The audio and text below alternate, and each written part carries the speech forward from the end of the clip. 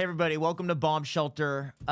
Today's episode is a very special episode, and also I will say it is definitely by far the deepest episode I've had of this show. Just a trigger warning, a little special disclaimer. My guest is a comedian by the name of Sebastian Scales, and he has a very crazy story about being molested as a child, and we do talk about this. So if you don't want to hear that, I would not watch this episode. We're not in any way, like making light of a serious subject like that. It's a very, unfortunate, but his comedy is more geared towards that because it's his story, and this is the way he copes, and he's done a really good job advocating for children who have gone through this.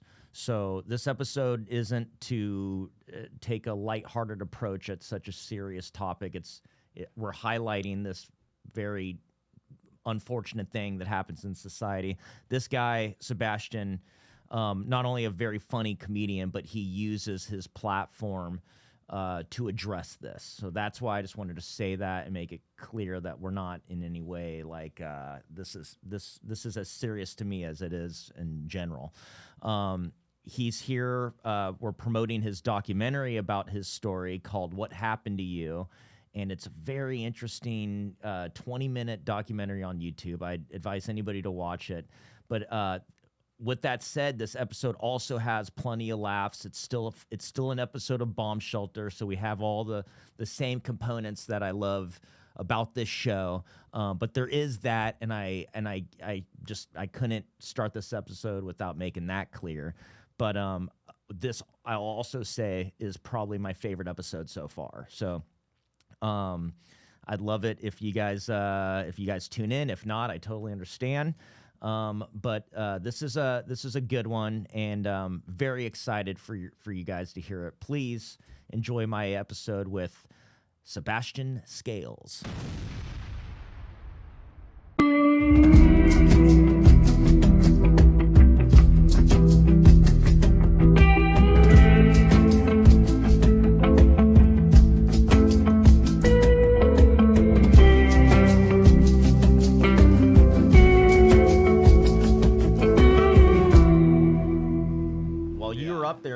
For you, and we're starting to talk, and it's like, we gotta wait. This is too good because I'm so glad to have you, Sebastian. Like, man, I knew at the moment I met you during the pandemic at that little flashback open mic in the back of some vintage store. I don't even know what the fuck. Fourth Wall Comedy Cafe, baby. No, Fourth Wall is another one. There's Fourth Wall, and then there were. Flashback. Yeah, Flashback. Oh, remember? was it Flashback? It was Flashback. That's where I met you. Oh, shit. All right. And you came in, and it was like any other day in Flashback where it's just a few of us, I mean, this is the middle of the pandemic. There's no comedy. This is like all the comedy in LA. Yeah. And it's an open mic, and it starts during the day, and you give them the $5, and it's like a gym membership. It was Fourth Wall, and I remember because it was super traumatizing. Okay. And I remember so you have the PTSD memory. When you said you should come do my podcast, Bomb Shelter, it's, we tell stories about bombing. I was like, one of my first mega bombs involves you, and it was at that cafe. So it was Fourth Wall then. So I'm mistaken. Okay. Then I have it all. It's imprinted in my nervous system. Okay. I have it totally stored and I'm ready to go with it. I remember the day because you came in, and it just like sometimes there's new people. To me, you were a new person, and at that point I've been doing stand-up for like 14 years maybe. And here I am back at the mics, but there's nothing else. And I mean, I really do. When I look back, I miss those times. That was fun, man. Going daytime mics and just to keep the chops there, like not even preparing for anything, just to stay loose in case stand-up came back. And you went up and, you started telling your jokes about the thing. Yeah. You ready to get demonetized? Yeah, here it is. Here we go. I got no expectation for this episode. This one's for me. Perfect. Me too. This is a passion project. Every time I talk about being molested on YouTube, it gets smacked with a demonetization like you can't make money off of it. Yeah. And it's because they say that it's not advertiser friendly. Yeah. Which on one hand I get, it's hard to be Sure. like, yeah, I got molested for 2 years and now here's a word from Doritos. You know what I mean? Like, Some yeah, all kids' right. toys, some kids. Exactly. Yeah. But on the other hand, it's like there's hundreds of millions of people on Earth right now who are molested. Yeah. And a lot of them probably like Doritos. Yeah. Hey, there's You're missing a huge, there's this giant target audience. There's some overlap there. Yeah, If yeah. Doritos advertised to the molestation community, they'd probably bring stellar numbers. Every brand is just Yeah. missing out on this giant group. It's just money on the table. I know. But I you know. go in and you start talking about it. But the first thing, I mean, Sami just said it to you. Look, she's already crying. She already can't even. Look, I'll be there in a second with you. I'll be crying. This is a very emotional episode of Bombshell. This is probably the first tears on Bombshell we're gonna have. But I love it. when you went up there, as Sami was just saying when you came in here, there is naturally, organically, when you walk into a room, a light. And I don't know if that was there before the molestation. That's probably what the guy was into.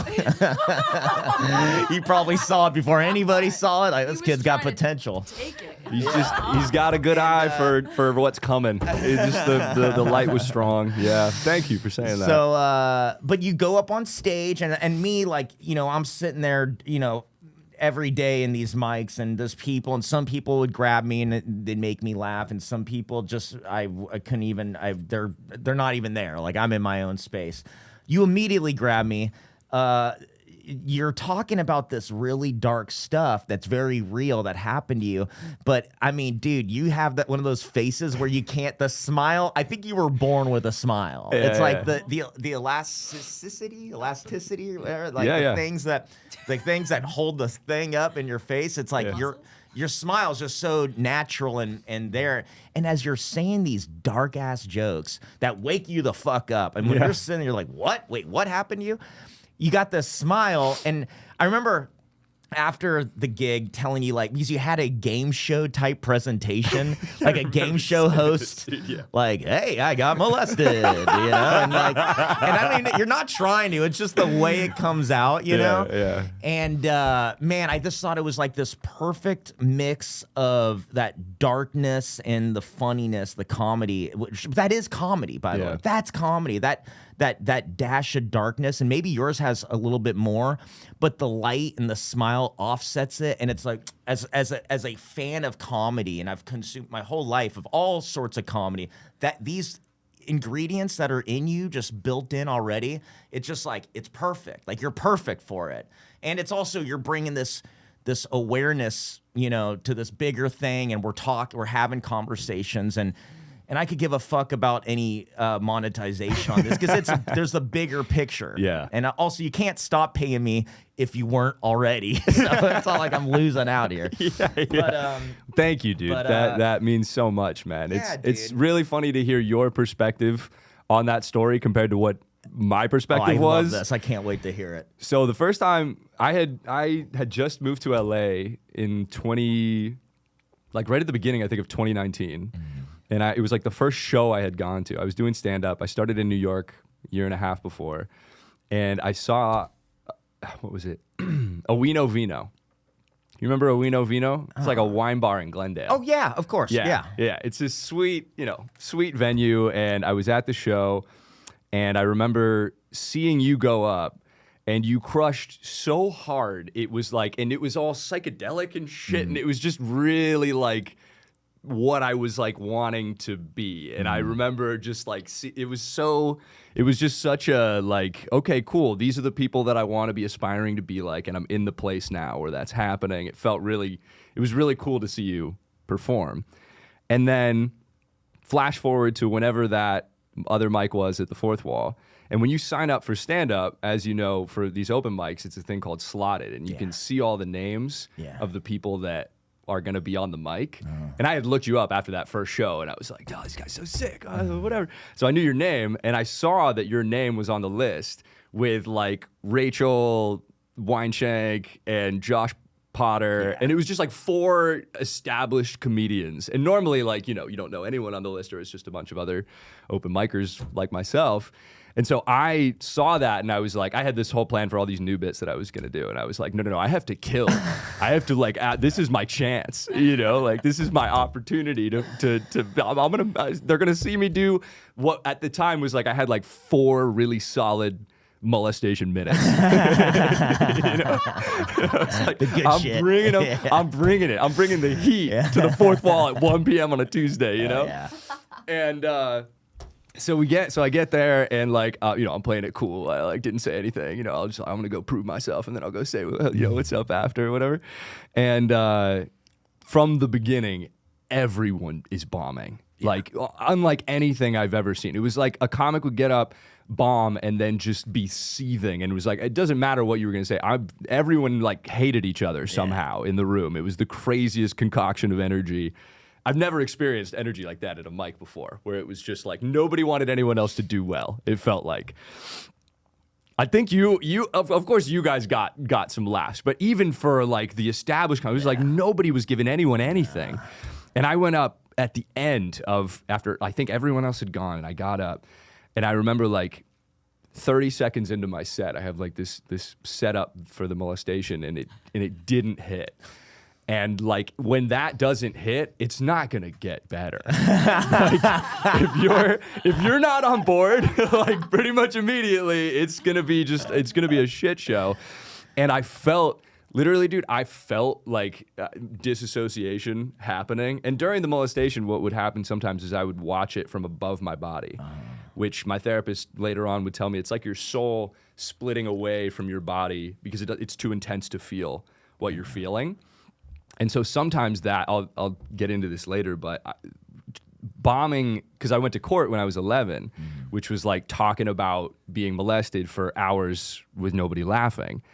And what I realized later on was like bombing is very much like a trial simulator. When I'm like talking about being molested and everyone's just staring at me in silence, it's bombing fucking sucks, but bombing about being molested is like, it's extreme. Did you have the smile in trial? No. That developed later on. Yeah, I think they would have thought that was suspicious. This guy's way too happy to be talking about it. Yeah, exactly. They did say that though the whole time. That's insane. Oh, it's ridiculous. Yeah, why didn't you roll over sooner? Was a real thing the defense attorney said. A grown man telling you this is just. Oh yeah, they tried to make it out like I was like going over there to seduce my friend. I'm like 8 years old and he's 50. He's not even hot either. It's like, what do you think? I'm like, not even hot. Even if I went over there in my sluttiest pair of Pokemon pajamas, it's like coming after. It's still child molestation. It doesn't matter how much I liked it. Right, fucking idiots. Yeah, I know. But anyway, I started feeling that disassociation happening and like just feeling totally like unsafe in my bones, and like as I'm trying to like get people to laugh, and nobody was laughing the whole time. And I remember at the end of the set, I had this moment where I was like, man, fuck you guys. I said something like that. And then and I just probably just been staring at the ground, and I remember hearing this voice go, no, dude, that was funny. Yeah. And it was you. Yeah. And it was this incredible moment where I felt like I in the midst of all of this like feeling like shame and wanting to like crawl up into a ball and crawl out of my skin simultaneously. The one guy that I had been like, I'm going to, prove myself to this guy who I like. You said that before I got off stage. Yeah. So I don't know if you had sensed that like I needed to hear that in that moment, but I really needed to hear I meant it. Yeah, It was like finally something fun in here, Like this is like, it's outrageous. Man. Yeah. I wanted to because this show we take that deep dive into bombing and all the feelings that come with it. And I was wondering when I was watching your documentary, which I mean, great. It's so, we'll get into all that, but man, dude, it was so well done. What happened to you? And it's just, man, it was, I love how you put the stand-up in there too, man. Like, I love how stand-up heavy it was. And I was wondering as I watch it, because it's showing you in that little room. Where was that, by the way? Where was that shot? It was like a little... The stand-up shots? Yeah. It was in a place called Bremerton, which is like 30 minutes from Bainbridge Island, where Tom and I grew up. And there was a place called Dog Days, and then the Remedy Speakeasy. And is there usually comedy going on in these places? Yeah, it's like the open mic scene of Gotcha. a small town near it's Seattle. Tiny little room. Yeah. But I was wondering, when you're up on stage, say you're doing a show and there's like a real big audience or whatever, and you get to the molestation jokes, what happens when they don't work? Just kill myself. It's at a point now where, like, when I started, the first time I ever did stand up, I did it about being molested. Mm-hmm. And so I hadn't talked about it since the trial when I was 11, basically. And then I'm now 22, and I had some sort of like a soul impulse to like, this has to get out, you know? And so I did that first set, and it was like the craziest catharsis. Because doing stand up for the first time is already nuts. Yeah. But I was sober, and like I blacked out just from like the catharsis of like getting this out, and I got like a couple of laughs. Oh. And it changed it immediately. I was like, I didn't even know this was an option. I had been afraid of people knowing about this my whole life. And then a couple of strangers in a club in East Village in Manhattan are like laughing about me saying I was molested.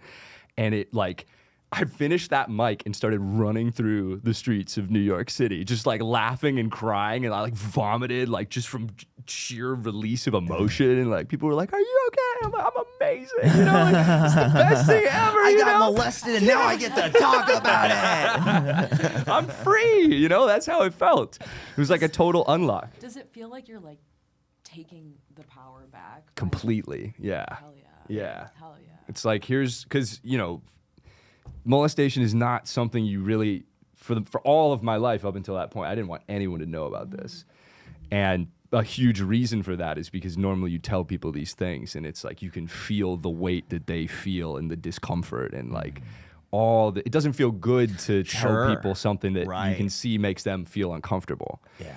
So then stand up appeared, and it's like, what is this superpower that lets me say all these different things about the worst thing that happened to me, and people don't want to like leave and like abandon me or like, you know, all this stuff.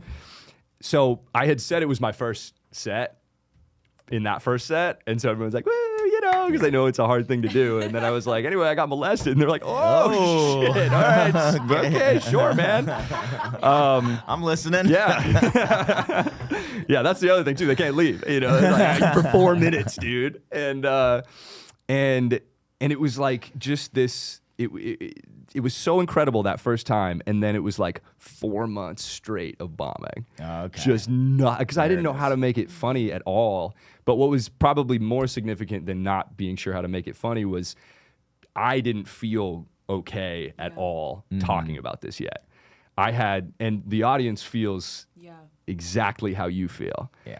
And so prior to like getting into deep healing and like actually crying and actually releasing and reprocessing all this stuff, I mean, I was up there just like frustrated and angry, and some good stuff came from that, but it was like it took a long time before I could get to the point where I was comfortable talking about it and having it be okay if people didn't laugh. Yeah. Because with stand-up, there's such a clear goal of laughter. But what I've been realizing, especially with this type of content, is that like as you do it, and as I interact with people who have been to shows and online and all this stuff, there's so much happening for people when they're watching this that's different from just like a standard dick joke. Yeah. You know, it's like there's more stuff happening, and statistically, you know, there's people in the audience every time who were molested, and that's what was happening after these shows when I was starting, and now every time I do it, somebody comes up to me after and says, "Yo, I was molested too," or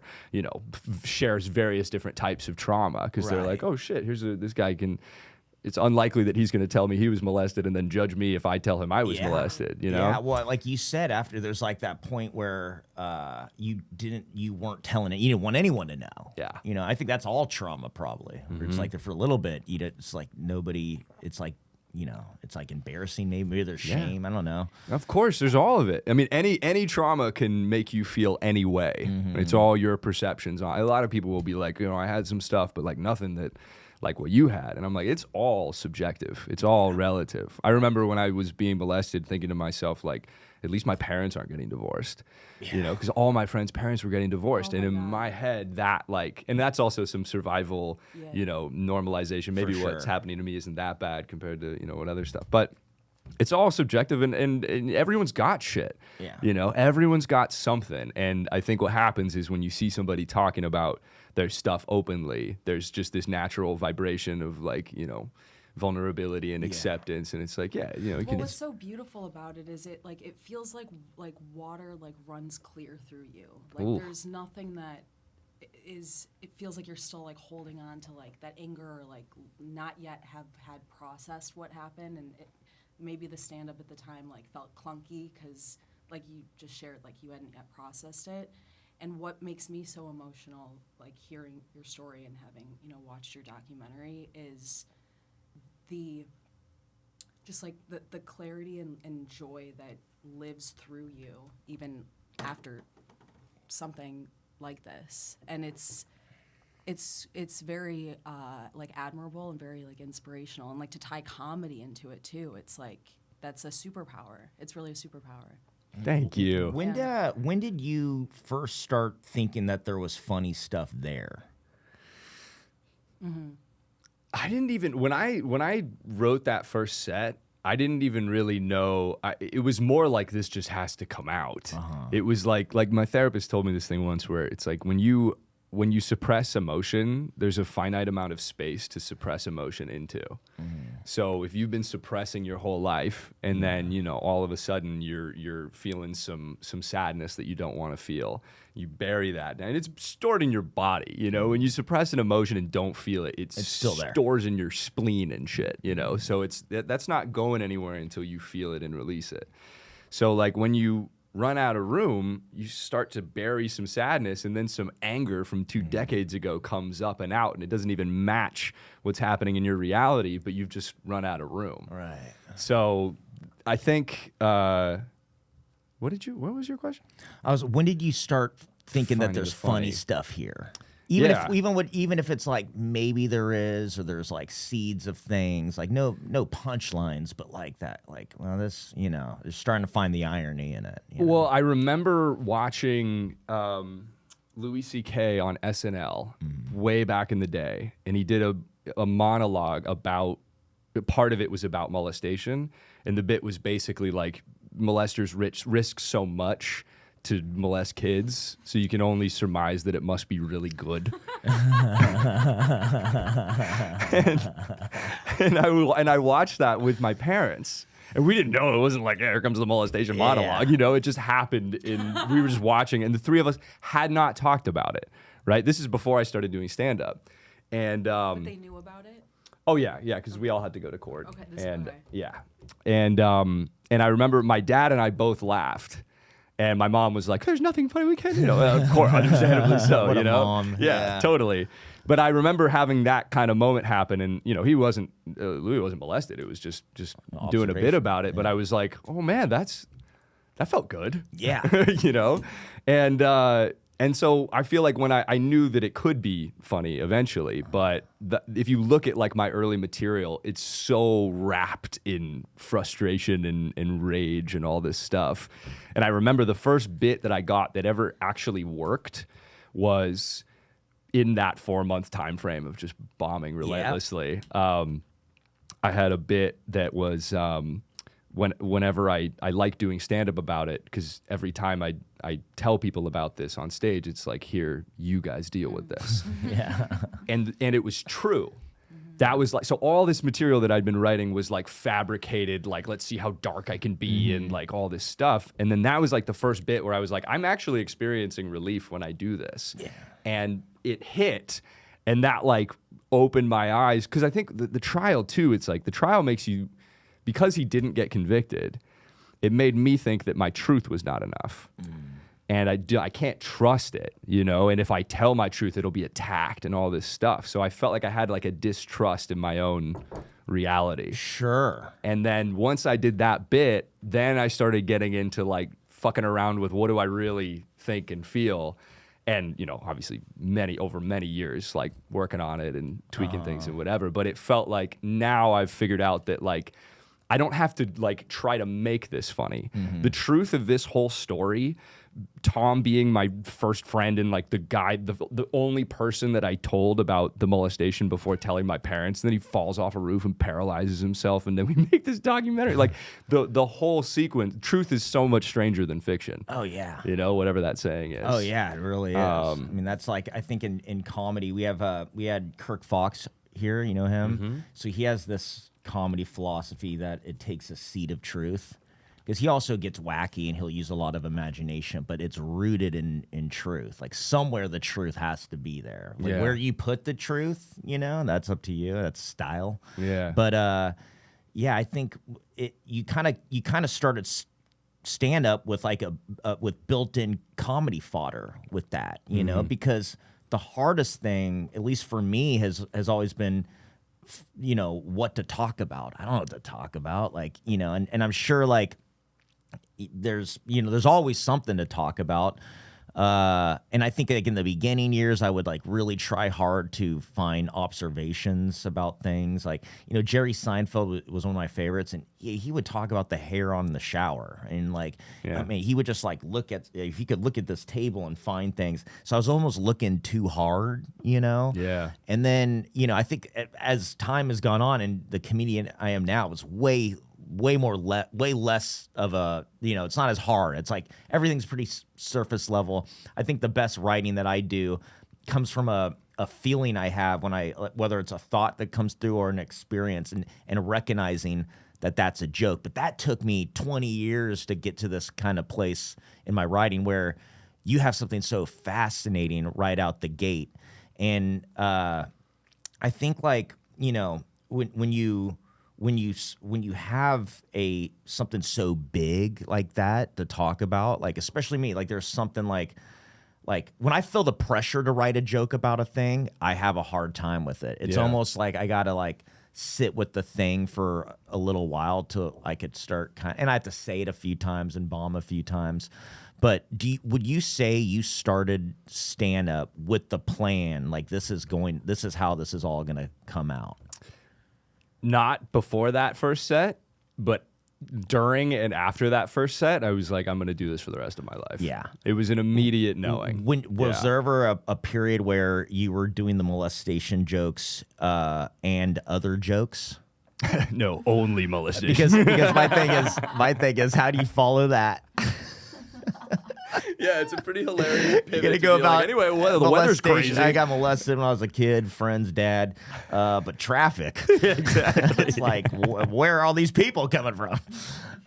Did you sprinkle the molestation in the set, or is it like at the start or at the end? Love sprinkling the molestation. Just a dash here Just and a little there. dash. Yeah. No, I start, like my set now is, it's pretty chronological.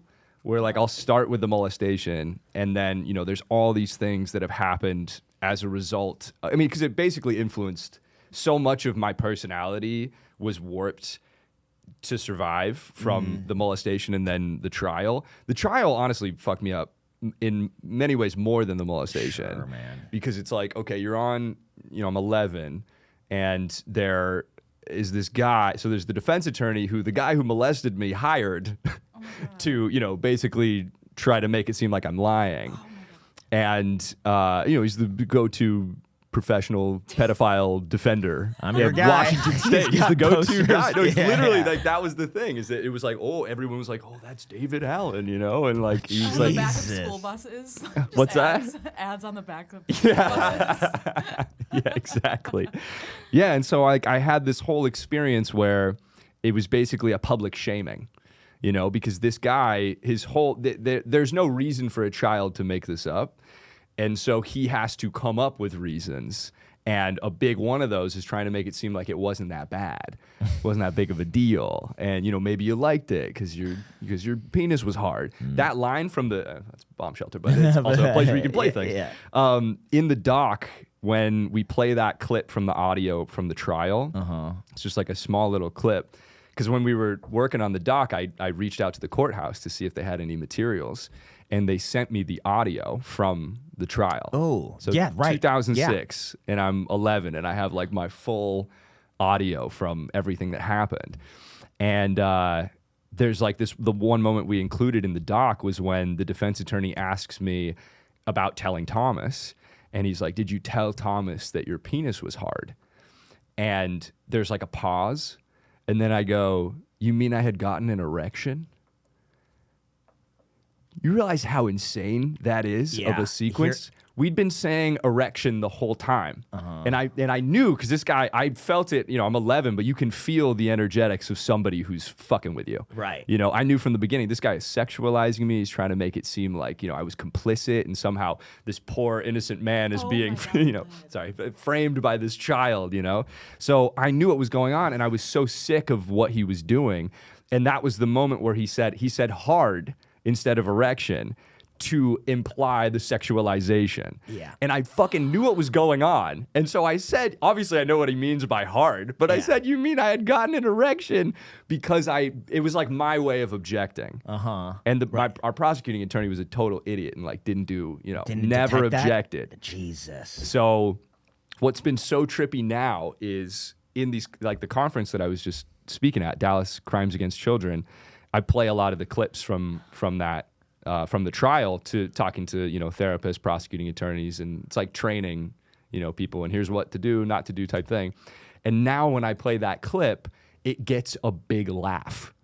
So I'm playing this clip from my 11-year-old self, and in a room full of child abuse professionals, and they're laughing at it.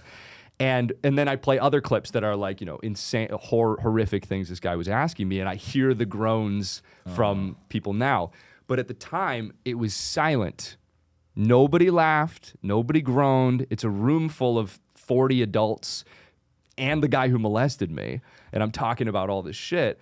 And so I had all this wiring in my head form through that experience, and feeling, the weight of like all these adult eyes, and then talking about what happened to me, the shame compounding in that moment. Now what's happening is I'm playing the clips and getting to experience how reality actually feels about what happened. How people really, like what should have been happening, which is every adult in the room being like, "Hey, objection, what the fuck is going on? Yeah. This guy is shaming this child in front of all of us right now, but because of the system and, all this stuff, nobody said anything." So I interpreted that, and it forged my personality into this, kid who has to fight for his life to not be considered weird or a bad guy or whatever, And so it's like I'm getting these nervous system updates. Yeah. Now, every time, I do stand up, I get to have the experience of talking about this and not having it be, all the things that it was in trial. So long-winded way to, I don't even know if that answered your question. What's blowing my mind the most right now is that there's actually an attorney out there, and his whole thing is protecting these child molesters. It's like how did this guy how is that this guy's purpose in life? Yeah, what dude. is this guy is twisted. Oh, you yeah. know? Like, was there nothing else you could have defended? I mean, dude, this guy's got an average, he has a business card. I bet hundreds of thousands of dollars. And I mean, dude, it just you go into his office, it's like this guy's like a legit, like I could see the billboard, like you touch a kid, we'll shut the lid. This guy's got slogans. He has holiday parties for his staff, and That's there's right. people that work there also that are picking up the phone, and he's got a plaque for every pedophile that got off, every pedophile that That's walked his trophy. free. Yeah, he's proud of that. That's right. That's insane to me, man. Apparently he's dead now. Well, he's yeah. Yeah, So, I mean, there's many more. They're out there. Yeah, I mean, that's just like that blows my mind. How long into the trial did you realize that maybe your attorney, who's not making these blatantly obvious places to object, Yeah. How long into it till you and your parents are realizing that, like, man, this guy might suck? Well, this is another aspect. So my parents couldn't be in the room. Oh, I know. This is what's so fucked up about it, dude. It's like, let's take this child away from their parents and put them back into the room with the guy who did it. That's the system. And this is what I'm like, a big part of the work that I'm doing with a nonprofit is like trying to dismantle this. No child can ever testify in court again. This is the damage that I see most in my psyche came from that experience. Wow. And like 2 decades later, like constantly scanning for ways that I can be misinterpreted or judged or whatever. God. And like all this stuff and basically turning every interaction that I have into a courtroom in some capacity. And like, lots of people have anxieties. I just noticed that I can trace a lot of my behavior back to what I developed in that time frame. And so, and now it's like, and the whole reason you can like, it's like you have the right to confront your accuser in court. It's like, yeah, should that be the case if they're 11? Like there will be no confronting of children anymore, in any capacity. No way. And we have Zoom now. Yeah. Like you can watch them do all of this from the comfort of their home, or just maybe we don't put them back in the room with the guy who did it. That's just crazy, man. Oh, it's absolutely They're insane. Just kids are on a Zoom meeting on their iPad. Yeah, exactly. That would be perfect. It would have saved me so much time. But I also feel like now, like, I hope no one else gets molested, but I'm glad that it happened to me, because this arc that's happened, and then going to try. I don't think I would have done stand-up had it not been for the trial, because I'm thinking about doing it, and I'm like, that's got to be easier than what that was. Yeah. Whatever happens, I already bombed the whole time. Yeah. There was no laughs in the trial. So it feels like now being in a position where I had all this horrific shit happen, and I have the documentation, and I get to go and show it to all these professionals working in these spaces, and basically use it as a blueprint for all the things that can't happen anymore. Mm-hmm. And very serendipitously, like nobody has the audio from their trial in 2006. Like it's ridiculous that I have that. Yeah. And also for my own development, when I got those tapes, that's when I started unlocking like rage, because I hadn't really felt that much anger prior to listening to that and hearing my younger self like fighting for his life against this fucking insane person who's, professionally paid to shame children, and that like unlocked so much stuff that I was able to process and release. And like what we were talking about earlier with crying, it's like now all of this, like it feels like there's such an openness now that's come from stand-up being the unlock into all of these deeper feelings. Yeah. There's a quote from Wayne Dyer. He said, "It's impossible to laugh and be afraid at the same time." And I remember hearing that and being like, wow. And it's so true. Like when you're disarmed. It's tough to be laughing and be like in fight or flight simultaneously. Yeah. So it felt like as I started laughing, then it was like, whoa, maybe I can start investigating these other feelings. And all this stuff. You start, letting some steam out of the kettle of emotional suppression, and then all of a sudden you start realizing you're safe and feeling this shit that wasn't safe to feel forever. Sure, and there's a lot here. There's a lot here to think about that you've like blocked out. You opened Pandora's box. Oh, dude. And speaking of which, when did you get to the place when you decided to tell Tom? I think it was about a year in. Okay. And I remember juggling, in my head, I had played with the idea of calling the cops, and like in the doc, I was afraid they would basically be like, you liked it, you were hard, and like because your brain, what happens is your brain, I went from like childlike bliss to survival mode, and it warps your predominant thought patterns to like, how am I going to like make it out of this? And you start thinking in terms of catastrophic consequences, where I didn't know what would happen if I spoke up, but I figured it would be the worst thing possible. And I thought about telling my parents, but I thought that if I did, that my dad would try to fight the guy who did it. Sure. And I thought that my dad would lose. Oh my God. Oh my God. So that wasn't an option. I'm thinking he's going to die if I speak up about this. Yeah. Which is not logic that children are thinking but about. But I totally get it. That is a kid's mind trying to save everyone else. Yeah. Because that would just cause a huge riff. Exactly. And you don't have you're not like working with anyone on this in terms of like navigating your own thought processes and developing neuroses and things. It's just like, because again, in survival mode, you're considering worst case scenario. There's no time to be like happy and blissed out when you're like trying to not die. So the only things that I'm thinking about are worst case scenarios. I told my dad that recently, by the way, and he was like, I could have taken him. Maybe, Man. you know? Yeah, dude. Yeah. But so like, can't call the cops, can't tell my parents. And Tom had like, he wasn't really friends with the guy whose dad was molesting me. We were tight. Tom and I were tight. He was like, wasn't hanging out at his house at all. But we had this incredible friendship. And so a lot of my friends were going over there. And so it felt like, okay, maybe he's not going over there. There's some separation there. And also I just trusted him. Mm-hmm. You know, it was just like, this guy is like, you know, somebody who's been in my life for a long time. I mean, we're young at this point, but it was like, honestly, Tom has such a vibration of like comfort and safety. He's always had that, where it's like you really feel it just feels at ease being around him. And I felt that as a kid, and that's what led me to telling him. And I got really lucky, because so many people that speak up about this stuff don't get believed, and it's, you know, forever been in culture as this thing that's quiet, you can't tell anyone, and like people don't want. Oftentimes it's family members, and they don't want the family to blow up. There's all these complications that get wrapped up in this stuff that lead to kids not being believed. And I got so lucky that Tom was like, not a doubt in his mind. He's like, yeah, okay. How you doing? I was like, I guess I'm okay. I'm doing better now. And he was like, great. I'm here for you. Wow. You know, we're like 9. Yeah. You know? It's like, no problem, dude. Yeah, it's not like go to the bar and... Yeah, exactly. And that showed me that people would still want to be my friend, which was another catastrophic thing I was thinking, is like, I might have no friends after this. You know, I might be totally ostracized. And I think that's one of the biggest things I'm unlearning now, is not infusing every moment and experience with that life or death potential.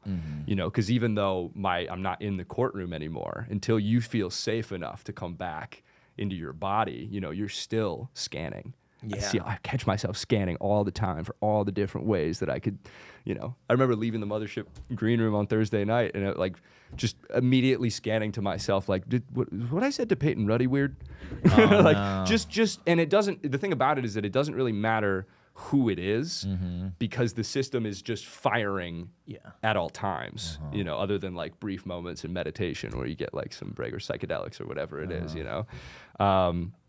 So anyway, yeah, that's how I told him. Yeah, I would say that same thing that makes you scan like that is, I think that's in a lot of comedians.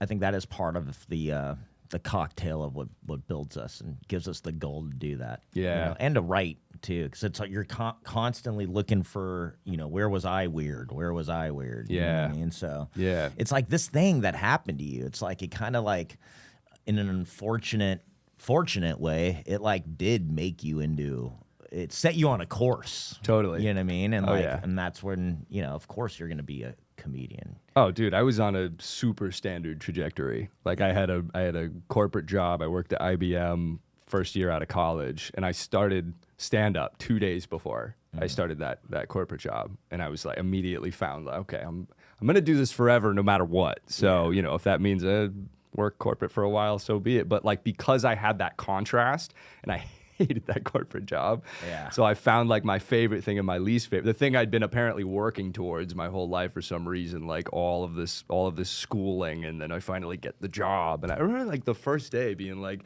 they like sat us down and were like, all right, here's the retirement plan. I was like, oh, wait, we just got here, and you're like, here's the plan for the next 45 years of your life, and then you get to stop. And I'm like, this doesn't seem like a good thing. I can't be a part of this, you know? Wow. That is depressing. Yeah, and I just remember feeling like this was the goal? This is what I was trying to get to? I just couldn't, it didn't clock in my brain. Yeah. But yeah, it set me on this whole trajectory, and now I'm like, dude, and this is like, you know, you don't have to do this. I feel like everyone's doing their own version of this for whatever it is that's happened to them. Every human on earth had shit happen in childhood that is influencing, you know, yourself now in some capacity, to the degree that you like leave it out of your awareness, you know. But as you start bringing it in and start like having the freedom to perceive things differently and recognize those flickers and scans as like, oh yeah, hey, oh, I know where that's coming from. Yeah, that's not the reality anymore. And like being able to do that self-parenting and like updating your nervous system to like feel safe in the moment that you were trying to escape. You know, feeling safe in the moment that you were disassociating, trying to leave, coming back into your body and being like, yeah, man, you're not being molested anymore. You're good now. You're out the woods. Yeah. One crazy thing in that documentary that I could not, like, it just bent my mind was the soccer games. Yeah, dude. That he was still going to the games that you're playing. Yeah. Like, that's another thing you have to think about is the monsters in the stands. Yeah. I think that's why I was so fast. I've been playing in fight or flight mode the whole time. You know what I mean? It was insane, dude. Adults decided on that restraining order. Yes, we'll give you a restraining order, except for he still gets to go to his son's soccer games and you guys are on the same team. Adults were like, that seems like a good idea. Yeah, have him come watch you while you're all running around sweaty. That's like, right. Exactly. Yeah, come watch me exercise in short shorts, man. It'll be sick. The only time I'm going to see him on a consistent basis, they're like, yeah, you should be fine there. Around all these other children, too. That's crazy. You know? Is he still alive? Yeah. Does he, like, know what you're doing? He must. I mean, I don't know who would send it to him and be like, you should check this out. Dude, they made a documentary about you, dude. But are you friends with his, like, what's your relationship like with his son? Yeah, that's honestly like one of the coolest aspects of like this whole sequence. Is another reason why I didn't speak up for so long is because I thought I would lose my friend. And when this all happened, you know, we obviously didn't see each other for a while. And then when we went to the same high school and we're on the same soccer team, I was really worried about, you know, I was like, what is this going to be? We haven't been interacting, you know, I don't know what's going to be like. And he was always cool to me. Yeah. We never talked about it. I mean, we've got like in my high school soccer, you know, highlight tapes, we've got like us scoring goals and celebrating together. You know, it's like we were as good of friends as you could have been in the circumstances, given the circumstances. And it felt like to me, because I was like, this guy must hate me. You know, like if you don't believe me, you must hate me for saying that your dad did all this stuff to me. And so it felt like him being cool to me was like his way of saying like, I believe you, without being able to say it.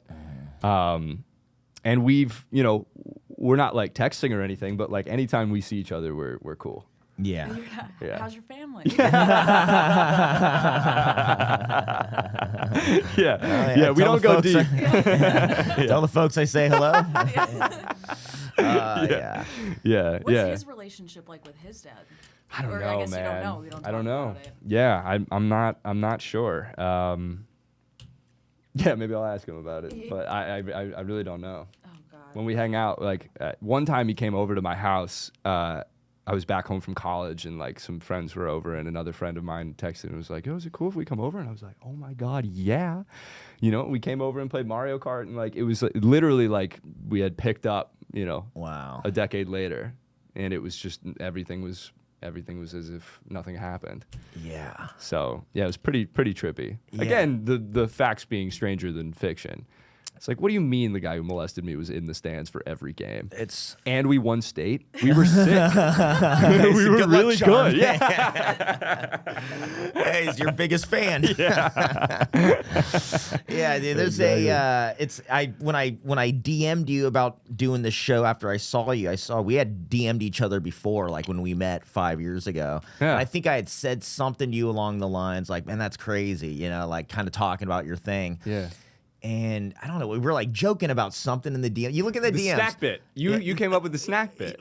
What was it? We were saying it was something like, you know, the parents were bringing snacks to the game. Meanwhile, this guy already had me. Or it was like something. It was something like that. Like you know what's really funny about that, Sebastian? As you're talking about that, my comedy brain was scanning what's the funny thing to say, and I was looking at snacks. Like how I bring his dad into snacks. Is this the right moment for that? But I already made that joke, I guess. It's part of work. Again. Yeah, you said something like, I was like, are you still friends with that guy? And you're like, yeah, I'm going to try to get him to start stand-up. That's what you said to me like years ago. No, yeah, that would be oh my God, that'd be so epic. His whole set's about how his dad's a child molester. He's using your old jokes. Yeah, take them, dude. Yeah, feel free to. That would be a crazy comedy duo act. Throw Tom in there. Yeah. Tom can MC it. Speaking of Tom, when Tom's thing happened, which for my listeners, which we want to advertise the documentary, What Happened to You, and we're going to try to get as many people to watch that as possible. And this explains a little bit more, but Tom's accident, obviously horrific. Yeah. And just to throw it out there, he falls off of a fire escape. Fire escape, yeah. It was in college. It was a 3-story fire escape, and he fell headfirst over it and landed like totally on the right side of mostly on his head. Yeah, and was just immediately. They didn't know if he was going to live for like a long time, and he did. Yep, and he came out. He's paralyzed and can't speak, and he can't speak, but he can laugh. Yeah, that was the clip. Dude. The comedy of that is just incredible, dude. The truth is stranger than fiction. Yeah, that is so true and crazy, and that's why comedy works. But when you first, see him after his accident, what was that like for you? Was there an adjustment period to finding this new way to speak to one of your oldest friends that now you'll never talk like that again? Yeah. You walk us through like maybe what it was like when you heard about it, and then on the way to go visit him for the first time, and then like being with him, and then after, like what was that experience like for you? Yeah, man. I think that with pretty much all trauma, what we really want is for people to not treat us differently. And I remember thinking about that, prior to seeing Tom, where I was considering what it was like when I told him what happened to me and how he didn't change anything. Nothing. Hey, man, I love you still. Yeah. Nothing is different. And I remember thinking that must be what he would want as well, is not to change into talking slower or all these things that oftentimes are like, well-intentioned. It's not like a malicious thing, but I think really what we want is and Tom says this a lot, he's like, I'm still the same guy. My body has changed, I had a brain injury, but it's the same energy, man. Yeah. It's the same essence, no matter what happens to you. And that's how I feel about all of this now. It's like, my younger self is not separate from who I am now. I'm just him with bigger bones.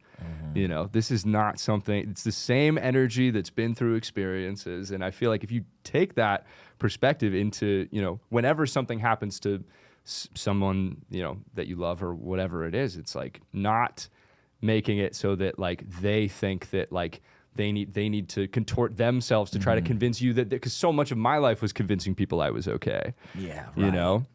And like allowing yourself to not be okay. I mean, it's not ignoring the reality of the situation. Like, holy shit, this is a big shift that's just happened here. But I remember interacting with him and being like, you're the same dude.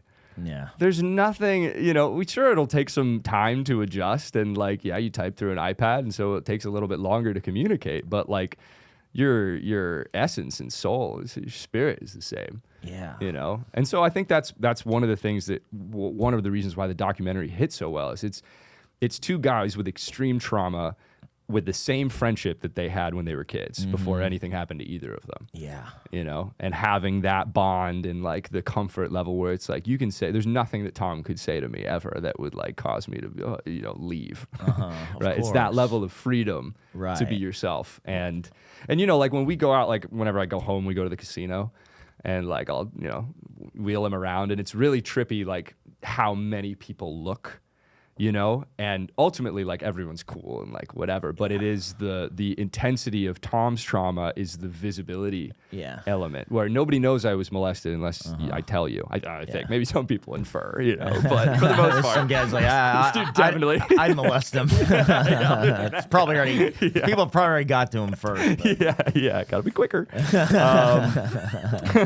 But yeah, like it's one of the things we were sort of contrasting in the doc was visible versus invisible trauma, and how to navigate them, and so I think honestly and Tom always says this, it's like he just wants people to know that he is the same guy. Yeah, he made that clear in the doc. That was really cool. It was really cool seeing his parents too, like them talking about magic. It. Yeah, I mean you hit on all you hit every pressure point. Like, dude, I'm telling you, man, I am not a crier in this life. I wish. God, I wish. I seek out cries. I go online and I find stuff like I'm a sucker for you ever see those videos of stepdads? Yes.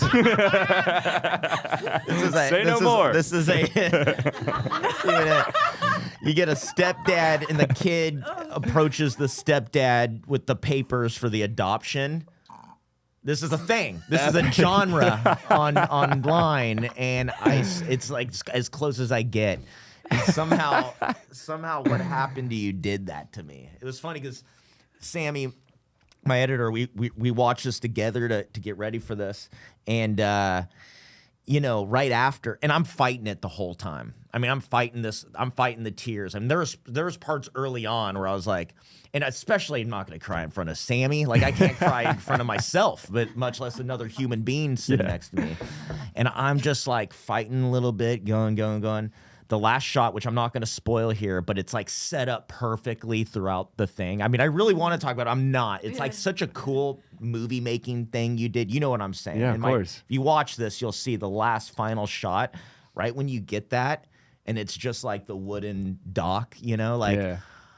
I mean, right there. I mean, it's all the tears are as close as they're going to get, and I think I got it. Like, I think I'm just about to swallow the vomit. You know what I mean? Like, it's okay. It's in my mouth, but I could put it back in. Yeah. And it ends, and Sami is a mess. I mean, this girl cries. She cries so easily. It's insane. We could be talking about stuff that's not sad, and it would just she starts crying. It's like a release. It's the best, dude. It's not necessarily like a sadness. It can be any emotion. Yeah. But like it's just this over flooding release, and it was that. It was just. Well, she's like, like I'm holding back, and then finally, and I think I got it. I think I'm good. And she goes, she's like, "How do you know Sebastian?" And I was like, "Well, yeah, this fourth wall." And, and I literally was like, I had to stop. I was like, I couldn't even get to. I was like, oh my god, this is happening. Here we go. No stepdads, no adoption papers, friends dads. just friends dads. There's got to be a dad involved. All right? That's all you need. So what's next with you guys in stand up? Are you guys still doing shows together and you got stuff coming out? Yeah. Well, first of all, I mean, thank you for saying all of that, both of you. I mean, it's like the best thing to hear. If you can hit comedy and crying, you're tapping into the spectrum. It's the full spectrum, completely. That's why what I really wanted to explain. I mean, you guys got to know when I see Sebastian. There's one clip, and it's the first basic like minute or two. First words. The first words of your documentary. Yeah. That clip has been viral, ultra viral. I mean, as viral as it gets. And it's one of those, and I know everybody has these things where you'll see a clip and you watched all the way through. Like I have maybe there's probably 10 clips that every now and then when they catch my algorithm, it doesn't matter how many times I've seen it, and I watch the whole thing all the way through. I'm like, that's like it's like you're watching a rerun of an old Seinfeld or something. Yeah. And that clip has always meant a lot to me because I knew you, and I felt like I felt a special type of like, I was there when that kid was first starting to, go on about it. And like, it felt good to watch you like, oh my God, he's figuring out what to do with this, because I remember that day after the mic and finally getting my hands on you, like off the stage and being like, because I was so inspired and like, I was like, dude, you gotta, I told you about the game show smile thing and all these things. And I never thought documentary or like what you could do to make this, because I wanted to see it become as big as, because to me that was the thing that I got to say to you in the green room of the mothership when you walked in. It was like, by the way, you should have seen it, dude, because when you walked in, it was like, no time passed. Like, like it was just immediate, like, and I just vomited all this stuff on you. It was like I was fanboying out on it. Finally, it's like I get the guy, and but it's like comedy is so like the best art has like a little bit of everything. You know what I Yeah. mean? It's like layered, and it has the darkness, and it has the funny, and there's just ingredients to all of it. And your whole thing, what I love about it is it is the full spectrum of comedy, but even beyond, it's art. I mean, it's like you took this tragedy and you created with it. And in my favorite genre, stand-up comedy, it's like that makes me proud as a fellow comedian to comedian. Like, I'm proud, and man to man, I'm proud. But as a comedian, two artists, like watching you take the darkness. I mean, that's what we're all searching for. You know, when you saw me in that wine bar, and I'm doing the psychedelic jokes back then. Yeah, the mushroom stuff and things like that. I'll be real with you. I'm glad you're into it, and that was a fun time of comedy, and those were like silly jokes, and there's people that related to it. But really, that was in place of like real stuff. Like that was, Sure. you know, over a decade into comedy, probably, you know, decade and a half into it, and you're like you're seeing these jokes that I have been doing, and those are observational jokes, you know, whatever, the mushroom or weed or whatever I was talking about. Lack of, like, substance. Yeah. Really.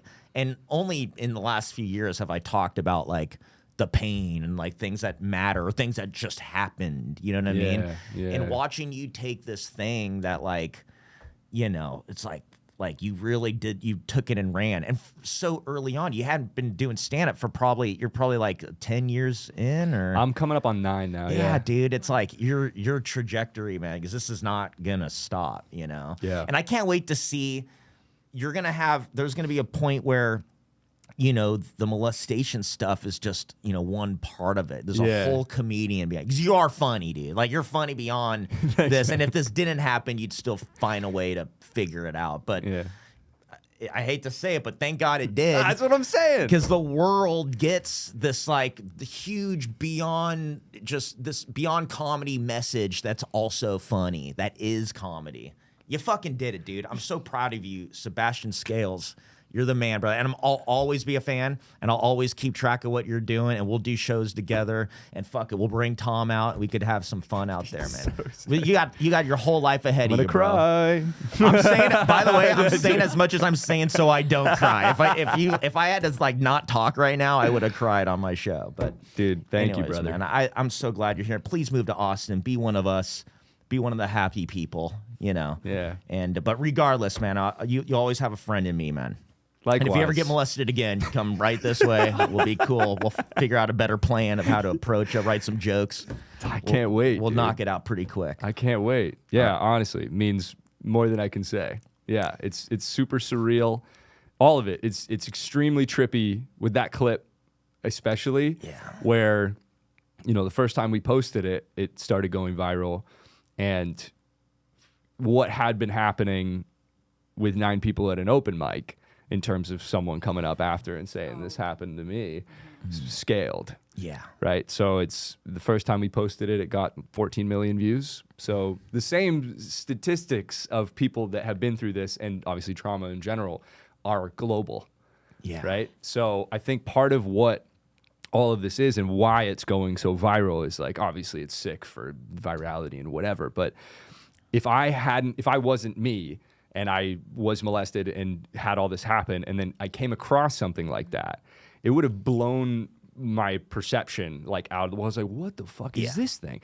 You can, you know, kind of similar to the seeing Louis on SNL. It's like, what, you can do that? It's boundless. You know? And it was so funny because part of why it goes so viral every time it's posted is because there's always multiple people in the comments saying there is nothing funny about child molestation. Yeah. You know, and then there will be like 1,000 people. That's what happens. It'll be like 1,000 people responding. Shut the fuck there up. is. It's their drama. It's been proven. Yeah. They do whatever they want. It's their thing. Yeah. But there's obviously, you know, of course, there's lots of people that don't remember what happened to them and blocked out their own stuff in the attempt to defend against having to relive their own. I mean, everyone's coming from a unique perspective on this, and not everyone wants to hear it. Understandably so, but it's so funny to see the vast majority. And I want everyone who's been molested and had trauma in general to know that the vast majority of the world believes you and supports you. Oh, yeah.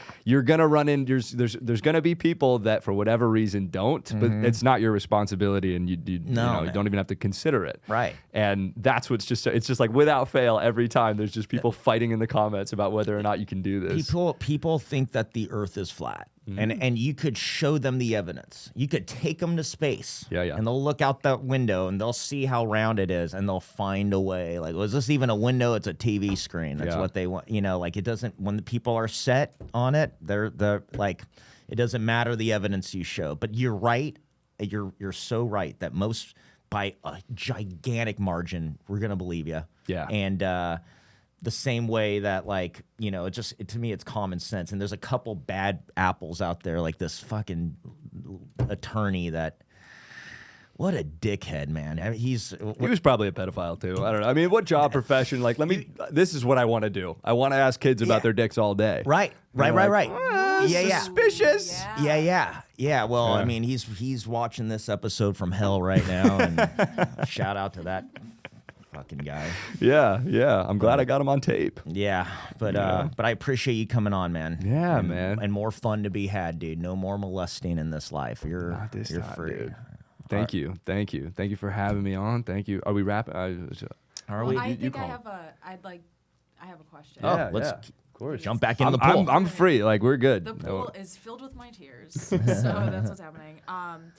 What has stuck with me a little bit was, I mean, because this whole show, it's like bomb shelter. Like, when have you, bombed? Yeah. And hearing your experience in a courthouse, like, what does like bombing look like for you now? And because of what happened at court, like, do you feel sort of like? Does it feel like you're in court when you're bombing? Do you get flashbacks? That's what I mean about it being like a trial simulator. Yeah. That's how it felt when we were hanging, when we did that mic. Yeah. I was like, they all think, they don't even believe me. You start filling in the gaps. You take all of the feelings from that experience. Because that's what happens when you don't feel, is you're carrying around all the baggage from the trauma and carrying that into every moment in reality that you experience. Yeah. So then, and then as you start releasing it, you're also releasing a lot of the thoughts and thinking patterns and all these things that you developed to survive those experiences. So now what it feels like, it's not there yet. I still will be driving home after a good bomb and feel like I should kill myself, But it's the recognition that this is a safe experience to have now. Yeah. And also not confining the success of a stand-up sequence to just were they laughing the entire time.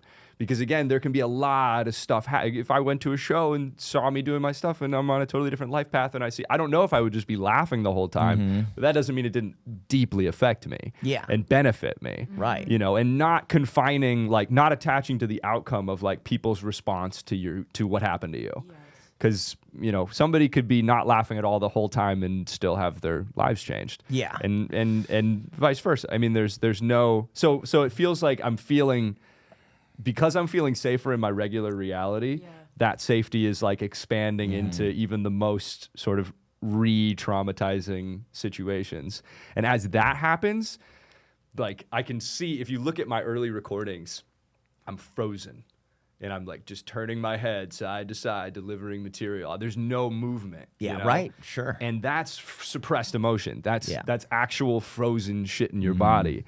And as that gets released, you start to come back into the moment. And now I'm starting to do crowd work, and I'm like shit that I never would do because it didn't feel safe to stray away from what I had planned to say. And then that creates like insane sequences where like, you start doing crowd work about molestation. Yeah. You seem cute. Yeah. Ever run into any trouble?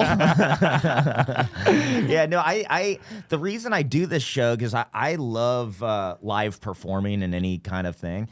And really, it's called Bomb Shelter, and we talk about bombing, but I like to think of this more of a show about triumph, because this is the only way you practice and stand up is by doing it. And so like I always compare it to learning a guitar. Like you strum alone in your bedroom for hours, and you finally start to put a little bit of a part of a chord, together, a little bit of a song, you know what I mean? Yeah. Nobody's seeing it.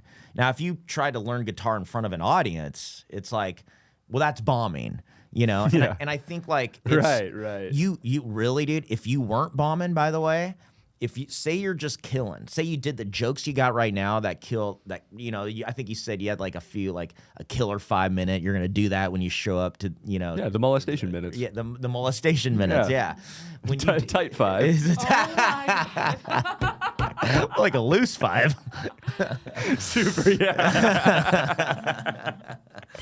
But like when you have that, like if say you just kept doing that, you're not getting better, bro. Yeah. Maybe a little bit comfort, but you're only really comfortable within that paradigm of those jokes. Like if you something that happens, or like when I was a door guy at the Comedy Store in like the 2000s, there would be guys that were maybe bigger comics in the 80s, like they had done like the Tonight Show with Johnny Carson, and and then they probably had a little bit of fame in a different time where like there was only a few channels, so like a little bit went a long way, and they would come back to the Comedy Store kind of uninvited, like they weren't on the lineup, but they would come back to see if there's anybody like that could get them on and what the climate's like now. And they always had like a before I would even see them on stage, I would talk to them. They would just talk about, they had a heyday. Yeah. And they're old now, and I don't recognize them. Like I don't even know, but this guy was on the Tonight Show, and he was kind of a famous comedian back in the day. And then you'd see him go up, and the jokes are from the 80s. Yeah. And what happens is you get comfortable killing, as Patrice O'Neill says, killing is easy. It's like when you have that set, and you could just tap into it, it's just easy. You could rattle it off. You go into autopilot, and you could do that for decades, man. And you'll get the same laughs, and maybe some nights are better than others.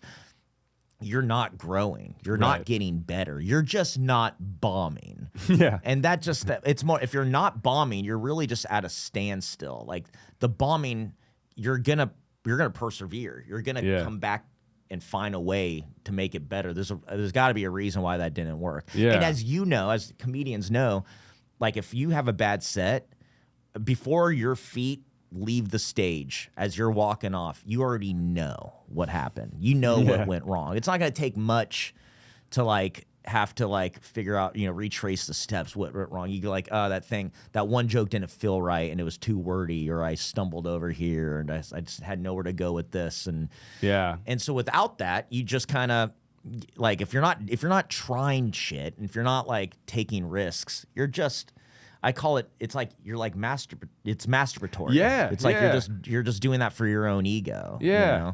No, I think I've grown the most in bombs. Yeah, man. Yeah. And after that show, after the mic at the Fourth Wall, I remember hanging out with you guys outside after experiencing what I thought would be the thing that would be like, okay, they hate me now, drive home alone type thing. And we were all hanging out, and it was super surreal because you guys were all like being really nice to me, even though I just had the experience that I thought would be invalidating and would be the great repellent. So I learned a lot in that sequence where it's like, yeah, again, this isn't about just killing every time. You have to experiment.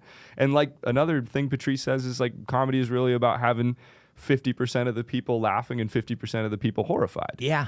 You know what, a thing I hear on this show a lot with my guests is that they would rather you hate them than he did all right. You know what I mean? It's either I love that guy or I hate that guy. The indifference is the bomb to these people. It's like almost like, because if they hate you, that means you tried something, and you could sleep at night. It's like I didn't fake. I was being courageous, and it didn't work out because that's what we take these risks. They're not raw. We're all gonna bomb no matter what, as long as you're trying stuff. And by the way, that day, I mean, especially Josh Potter, who's also been on this show, he like that guy's a pro. Like we're only there we're not there to kill. Yeah. Like, we're literally doing that because there was no other things going on really in LA comedy. And so rather than like just get, our comedy muscles get atrophied, we're going to go up there, even if it's just getting nothing. And that it feels like we're bombing. Really, it's just an open mic with other comedians that it's like, is that bombing? Like, I guess. But it's For not me, like, it was. Yeah, I mean, but time, yeah. you put us on a pedestal that you didn't have to, because we're really there seeking the same thing at that point. Well, and it's also about like just action, like movement. Like if you bomb and don't go do it again, that's when you start stewing in your own despair. Yeah. But if you're on to the next thing, it's the same thing with posting online, dude. Sometimes, because I've noticed every time I go to post, I panic because I'm about to get a quantification about how many people like my whatever I'm doing right now, which is a weird thing as a human to find out. You know, like here's the exact number, and I get to compare it to the last ones, and am I falling off? Or know, and there's no amount that ever satisfies. No. You can't fill the, it's a void internally that you're trying to fill with imaginary external shit. Yeah. But if I just keep going, every time I post, every time I do stand up, whatever it is, you get more evidence that it's safe to do. Yeah. Right. And you're on to the next thing instead of just starting to question your whole existence. Am I even funny anymore? Go do the same shit again in a different mic and it'll probably go great. By the way, within a night. Yeah. If you go up multiple times a night, and they may not all go well, and it's like, I bombed tonight, I also killed tonight. Yeah. You know what I mean? Like, it's all like, it's just trying it. I've seen the best, biggest, most famous comedians struggle. It's like, that's just... Dude, every time you go on, it's a practice. You're just practicing. So, like, if you're in the gym, and you have a rough day in the gym, it's like, well, the mothership, I'm going to go there tonight. I'll do a spot.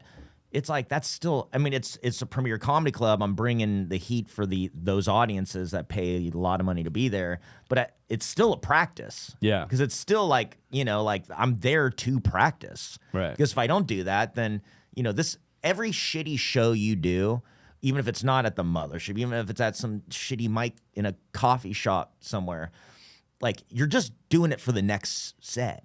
Right. It's all for the next set, Yeah. So yeah, and you'll always find things, man. There's stuff, like, even in a whole bomb, you can find a little nugget. You know, it doesn't have to just be.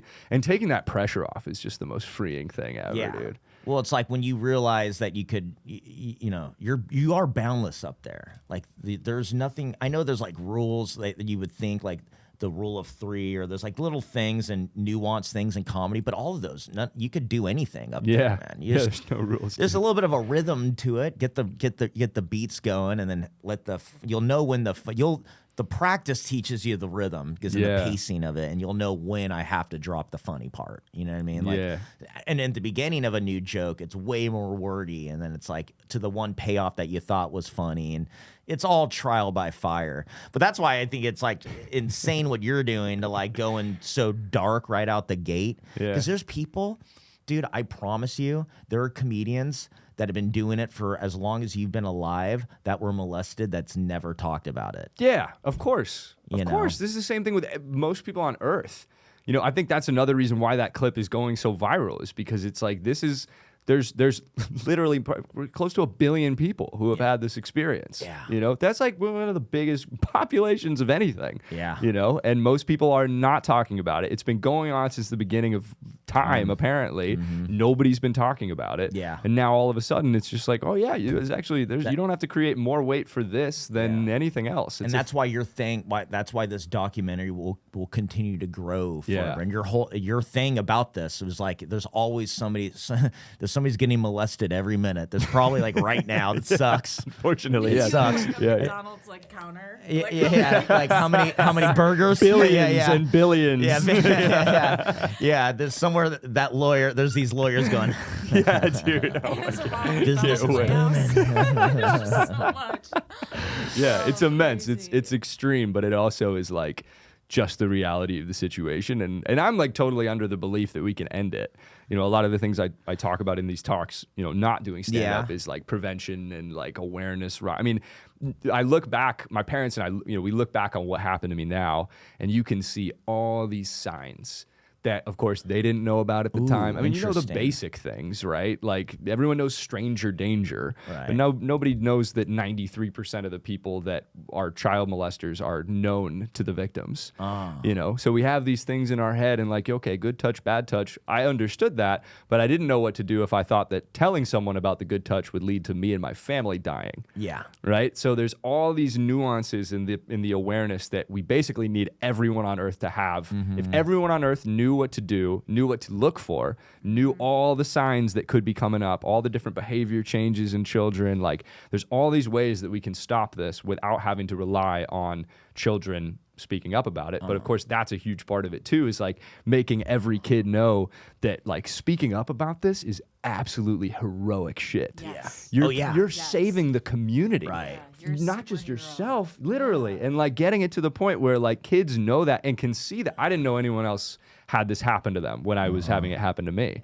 Then I posted stand up about it. All these people from every like section of my life were reaching out saying they had same things happen to them. Wow. So I think that's a huge part of it too, is just giving people the option to see like what's possible and like and also knowing that like this is, I think molestation is going to be a thing in the past, and we're going to look back on this and be like, what? What was going on? People were fucking kids all the time, like everywhere on earth, you know? And it's because it's so insane to everyone who isn't a pedophile.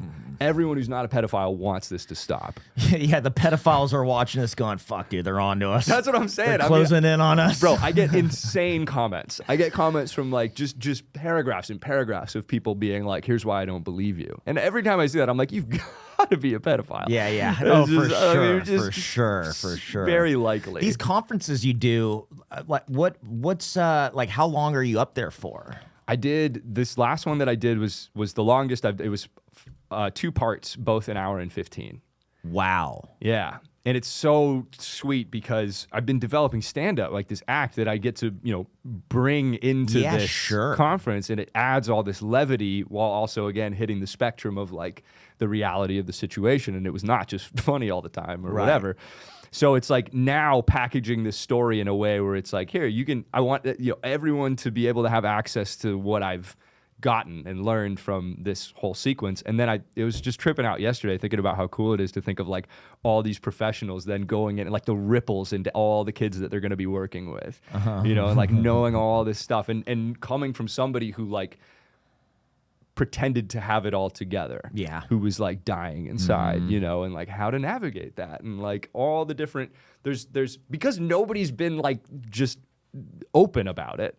There's lots of people, but for the most part globally, like we just need that openness where people can report what happened, like being molested, like as if you broke your arm. Yeah. You break your arm, you immediately yell for help, and an adult comes running. Yep. And you go to the hospital and you get it fixed, and it grows back stronger. Yeah. No shame. No shame. You go to school in a cast, and everyone signs it, and you tell the tale. Yeah. There's no difference between breaking an arm and being molested. These are things that happen to you, not because you're a bad child, Right. And so getting it on that level where it has that degree of normalcy, and kids, no child on earth is like left on their own to try to navigate this shit, without awareness. Yeah. And every parent knows that it's the degree, how extreme this really is. Like there's you're pretty much everyone on earth is probably friends with a pedophile and doesn't know. Holy shit. Now that I think about it, I have a few of my fucking contacts list. They're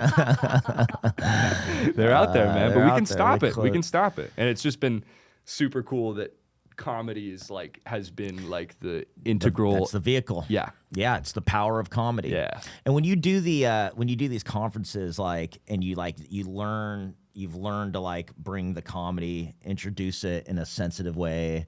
Was there like a learning curve to that? Like, were there times where you're being funny? You gave them the big TV host smile, and they're like, What the fuck? Yeah. No, definitely. I mean, I started doing the conferences a couple of years ago, but stand-up was such a preparer for that, where it's like, I could get up and have no one laugh the whole time, and it was great. Yeah, sure. But it's been cool telling so many essential parts of the story that I don't talk about on stage in stand-up because it's not conducive to laughter, Right. but are essential to the story. So like there's definitely been times where you can tell there's people that are like, this is not a comedy club. We are not here to laugh. But as you develop it and realize it's not, I'm not up here to try to make you laugh. This is also just how I tell the story. And sometimes it happens to be funny, not even because it's a setup and punch, but just because of the absurdity. Right. You start saying the truth and the absurdity out loud, and it just is, it's funny how insane it is. Right. And, so yeah, it's been really cool, and now what were you gonna say? Oh no, please. No, like now it's at a point now with the trailer, because the trailer's got like 250 million views across all the different places it's been posted, and people just keep reposting it. Like we just get it sent to us, and it'll be like crazy viral. We didn't even know, So it's at the point now where like I'll play that clip at the beginning of the speeches, and half the audience will have seen it. And also in real life, people are like coming up to me and being like, "Are you the guy that got molested?" Hey, I know you. And I'm like, "Yeah, babe, it's the guy." Literally. Dude, my kids love you. Yeah. Literally, dude. That's a crazy type of fame, dude. It's so recent, and I understand why it's happening now, because this is what I always wanted. I never imagined that it would be like this, but like now it's at a point where I feel like there's been enough emotional processing to be able to actually handle. I mean, that is my younger self's worst nightmare. Yeah. Walking down the street, somebody's like, I know what happened to you, dude. But the conversations again are like fucking incredible. Oh, I bet. Core, isn't that just like childhood, like actors' fame itself? Sure. Like, how did they, like, now that things come out about, like, Nickelodeon, like, every time we see, like, a famous grown-up child actor, it's like what we're really saying is, like, oh, my God, you're the one who got molested. Yeah, pretty much. Statistically, there's a lot of them. Wow. Yeah, For sure. Yeah. Totally. It's so cool, dude. And then it's also so cool to have it happening with Tom. Yes. Where it's like they don't just know that they know me as the guy who's disabled made fun of for being molested. Yeah. And like mutual, it's surreal. It's shit. crazy how that scene just kicks the door down for this story and this documentary, and that's why the clip is so engaging. They're like, what the fuck? Yeah, it's like, the craziest hook. It's such a strong hook. Within seconds, you're like, what the fuck? Yeah. So, and there's a lot of people that are like, why is he smiling? Yeah. And people that like are not cool with it. That's the thing. It's like. I mean, I don't think you could help it that much. I mean, that's what grabbed me. The first time I saw you, it was like, dude, he's doing this thing, man. Like, because I love darkness with Kirk Fox. Another thing that he said in here, because his whole thing is he's creepy with a twinkle. That's his like persona. Like he's kind of creepy, but there's a twinkle to him, and it's like this weird, just like duality, and it makes it kind of perfect. Like his whole thing's perfect, but yours is totally, there's like this twinkle to the darkness that like, I mean, it's like I said, in a mic, we're all just like waiting for our turn, or we're just like you said, seething after we just got done. Yeah. Then that comes up, you're like, what? And the smile, like, is he being real? Yeah. Yeah. It's interesting that like the people that are commenting or saying that you shouldn't be smiling, they're like trying to say that it's not right, like that they believe that molesting children is not right, but what you're saying is you're not allowed then to like win, because exactly. Yeah, they don't know what they're supporting by saying you're not supposed to be smiling. Right. Yeah, there's like it's like you're empowered. Like, why would you take that away from the guy? You know what I mean? But I think it's also, I think again, I'm a comedian. There's a darkness. I've been, so I think like I'm able to look at that and recognize the importance of it as comedy. I'm looking at it from a comedian's perspective. Like, oh, that's perfect. That's perfect the way.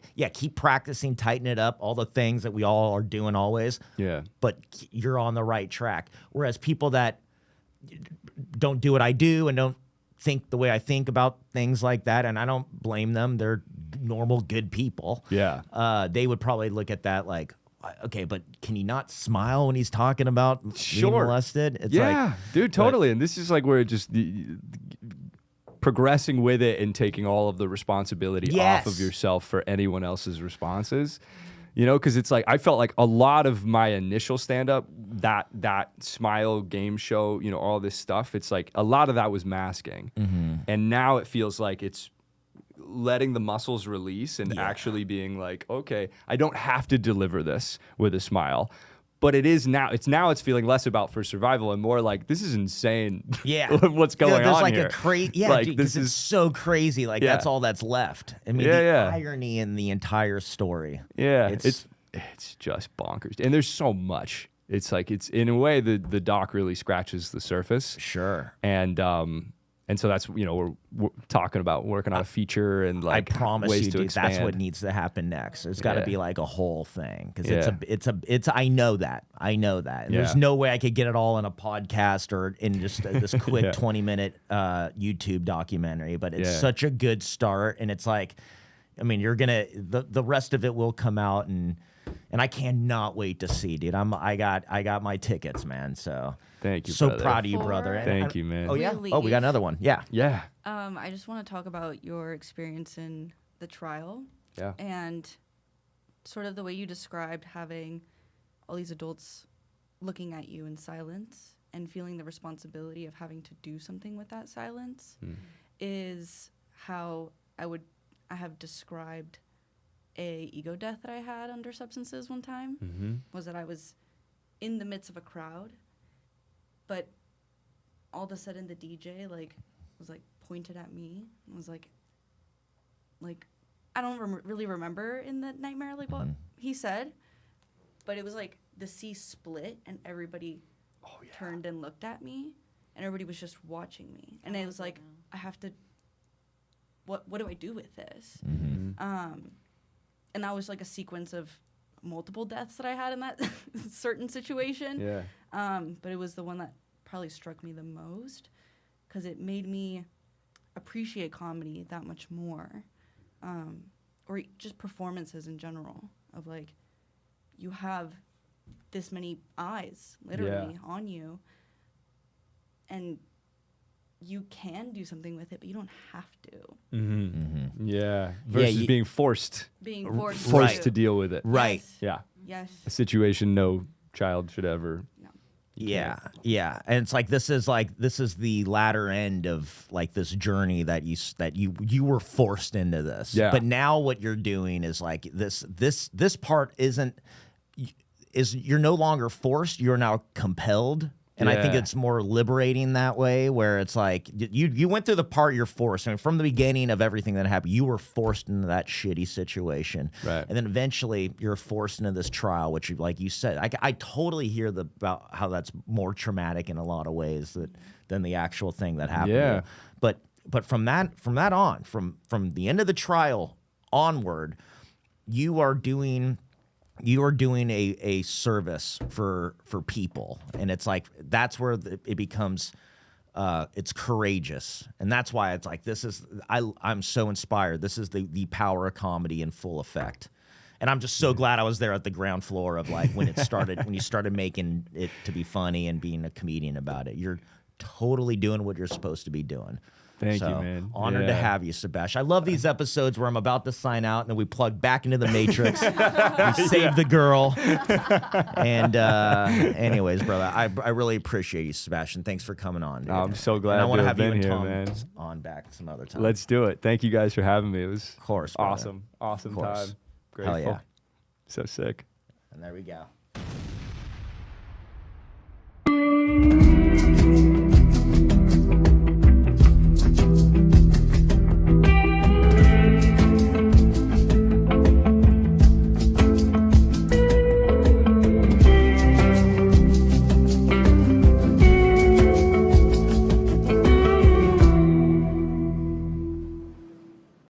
I guess we'll just put it out there that this episode, you know, obviously this is a comedy podcast, but you know, we touch on deep stuff, and in a serious way, we do bring up a lot of child molestation on this. God, we got to start that over. How do I say this? How do I say this? Trigger warning. Trigger warning. There's heavy topics in this episode. Yeah.